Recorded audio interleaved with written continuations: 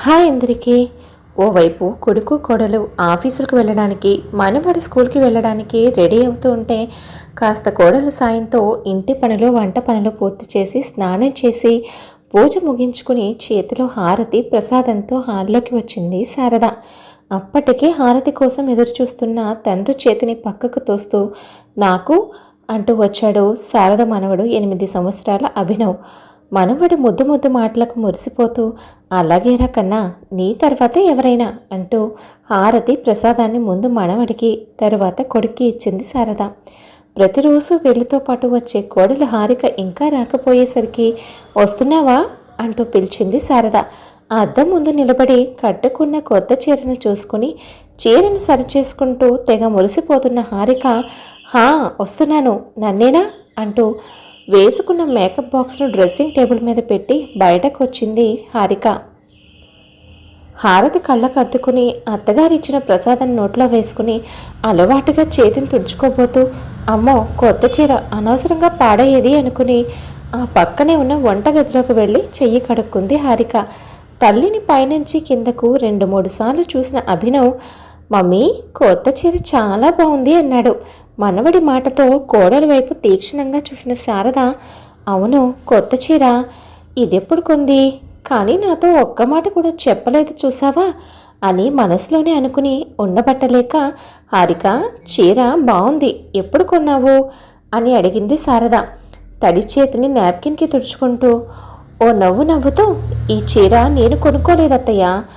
నువ్వు కొనుక్కోలేదా, మరైతే ఎక్కడిదే అని అనుమానంతో అడిగిన శారదతో, మొన్న ఒకసారి మా ఆఫీస్కి లంచ్ టైంలో ఒక చీరలు అమ్మేవాడు వస్తేను మా ఆఫీస్లో నాతో పాటు వర్క్ చేసే సీనియర్ ఎంప్లాయీ సత్యవతి గారు కొనిపెట్టారు అని చెప్పిన కోడలి మాటలు నమ్మశక్యం కాని శారద బొగ్గలు నొక్కుంటూ ఆశ్చర్యంగా, ఏంటి మీ ఆఫీస్లో నీతో పాటు పనిచేసే ఆవిడ నీకు చీరలు కొనిపెట్టిందా?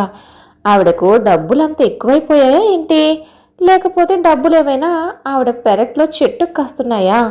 చీరను చూస్తే ఖరీదైన దానిలాగా ఉంది, నువ్వేమో కొనలేదు ఎవరో కొనిచ్చారు అంటున్నావు, కాస్త నమ్మశక్యంగా మాట్లాడు హారిక అంటున్న అత్తగారి మాటలకు, అవునత్తయ్య నేను చెప్తున్నది నిజమే, ఆ సత్యవతి గారికి పిల్లలు లేరు, పుట్టిన ఒక్కగానొక్క కూతురు పాపం పురిట్లోనే పోయిందట, అందుకే నన్ను చూస్తే ఆవిడకు వాళ్ళ అమ్మాయిని చూసినట్టు ఉంటుందని మొన్న చీరల అబ్బాయి వచ్చినప్పుడు ఆ చీరలు నాకు బాగుంటాయని తీసుకోమని పట్టుబెట్టారు.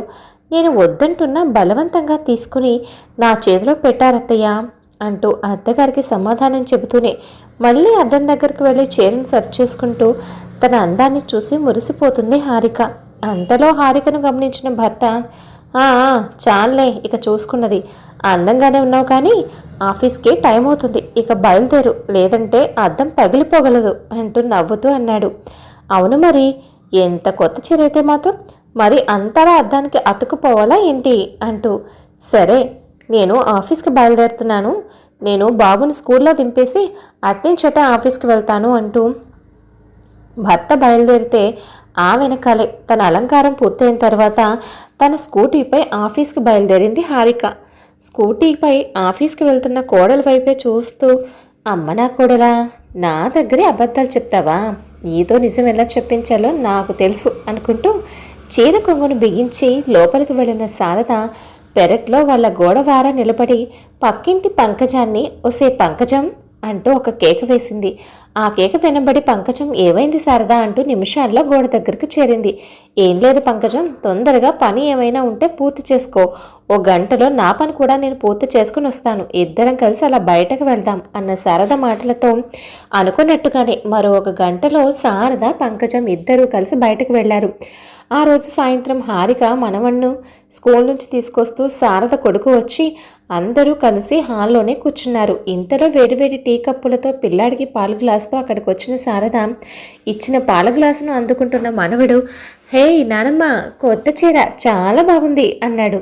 అంతలో పక్కనే ఉండి టీ తాగుతున్న హారిక కొడుకు మాటలు చెవిన పడడంతో అత్తగారి వైపు పైనుంచి కిందకి ఎగాదిగా చూసి, అవునత్తయ్య చీర చాలా బాగుంది, ఎప్పుడు కొన్నారు, చూడ్డానికి ఖరీదు ఎక్కువగా ఉంది అన్న కోడలి మాటలకు, ఎంత ఖరీదైతే ఏముందమ్మా, నేనేమి డబ్బు పెట్టి కొనలేదు కదా, ఆ పక్కింటి పంకజం ఎప్పటి నుంచో నాకు చీర కొనిపెట్టాలి అనుకుంటుందట, దానికి ఇప్పటికి కుదిరి ఉదయం మీరు ఆఫీస్కి వెళ్ళిన తర్వాత నన్ను షాప్కి తీసుకెళ్ళి ఈ చీర కొనిపెట్టిందమ్మా అంటున్న అత్తగారి మాటకు ఆశ్చర్యపోతూ, ఏంటి ఆ పంకజం మీకు చీర కొనిపెట్టిందా?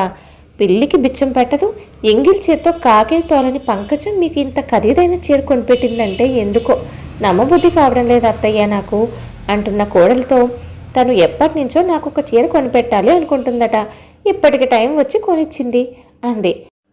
ఆ పక్కింటి పంకజం గురించి పూర్తిగా తెలిసిన హారికకు అత్తగారి మాటలు నమ్మబుద్ధి కాలేదు.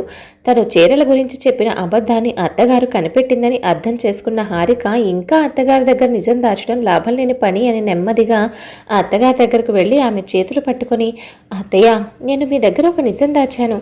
ఆ 2 చీరలు నేనే కొనుక్కున్నాను. కానీ పోయిన నెలలోనే 2 చీరలు కొన్న నేను మళ్ళీ చీరలు కొన్నానని తెలిస్తే మీరు ఆయన ఏమంటారో అని అబద్ధం చెప్పాను అంది చిన్న గొంతుతో నసుగుతూ.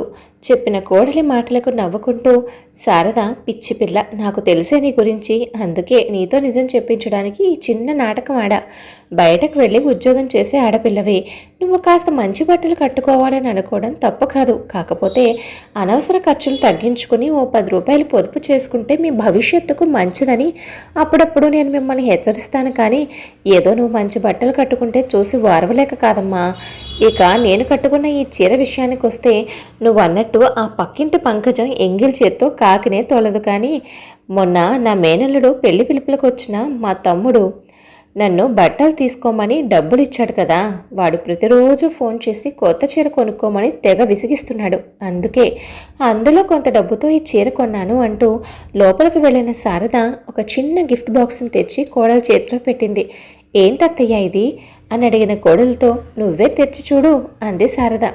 ఆత్రంగా గిఫ్ట్ బాక్స్ ఓపెన్ చేసిన హారిక అందులో ఉన్న వస్తువును చూసి ఆశ్చర్యపోయింది. ఎవరికి అత్తయ్య ఇది అంటూ మెరిసిపోతున్న కళ్ళతో అడిగింది. ఎవరికో అయితే నీకెందుకు ఇస్తానే పిచ్చిదానా, నీకోసమే తీసుకున్నాను. ఇంటి ఖర్చులకు ఇచ్చిన డబ్బులు కొంచెం కొంచెం పొదుపు చేసి కొన్నాను. రేపు నీ పుట్టినరోజు కదా, ఉంగరం నచ్చిందా అంది శారద. ఎప్పటినుంచో తను కొనుక్కోవాలి అనుకుంటూ కొనలేకపోతున్న ఉంగరాన్ని అత్తగారు ప్రేమగా ఇచ్చేసరికి పొంగుకొస్తున్న ఆనంద బాష్పాలతో శారదను చుట్టేసింది హారిక.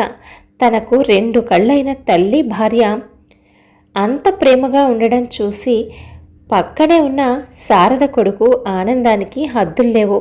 కథ విన్నారు కదా అండి. కథపై మీ అభిప్రాయాన్ని తప్పకుండా కామెంట్ చేయండి. మరొక మంచి కథతో మళ్ళీ కలుద్దాం. ఉంటాను మరి.